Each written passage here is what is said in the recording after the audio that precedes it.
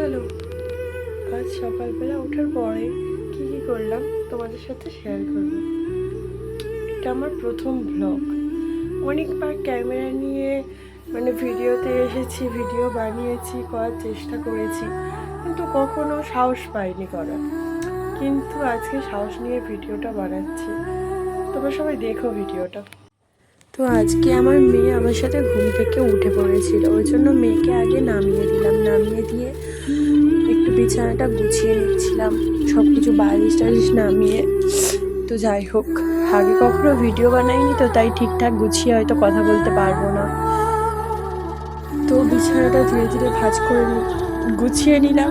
গুছিয়ে নেওয়ার পরে জামা কাপড়গুলো অগোছালোভাবে ছিল বলে জামা কাপড়গুলো ঠিকঠাকভাবে ভাঁজ করে নিলাম। তো আমি তোমাদের জন্য নতুন কিছু দেখাতে পারবো না, কারণ আমি যেই জীবনে অভ্যস্ত সেটাই তোমাদের সামনে তুলে ধরছি আর তুলে ধরবো। তো যাই হোক, দেখো সব কিছু কাজকর্ম করার পরে ঘরটা এটাই লুক ছিল, এরকমই দেখতে লাগছিল। তো যাই হোক, ঘরটা গোছানো তো কমপ্লিট হয়ে গেল। এবার সবজিগুলো কেটে নিচ্ছিলাম। আর আমার মেয়ে তো ছোট, তো হাঁটতে পারে, আমি যেখানেই যাই আমার পিছন পিছন যাই, সব কিছু নিয়ে টানাটানি করে, খেলে।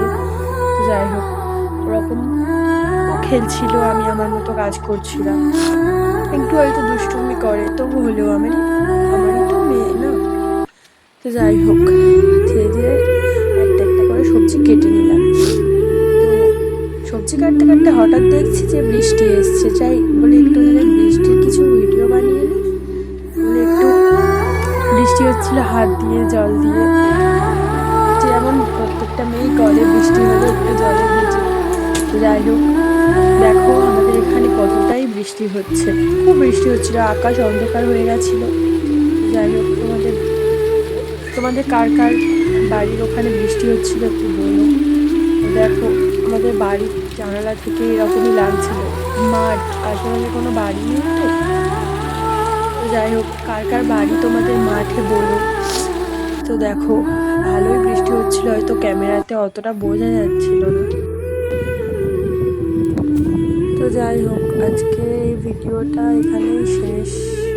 তো হয়তো তোমরা আবারও আমাকে অন্য কোনো ভিডিওতে দেখতে পারবে। তো এই ভিডিওটা পোস্ট করার পরে কী কী মন্তব্য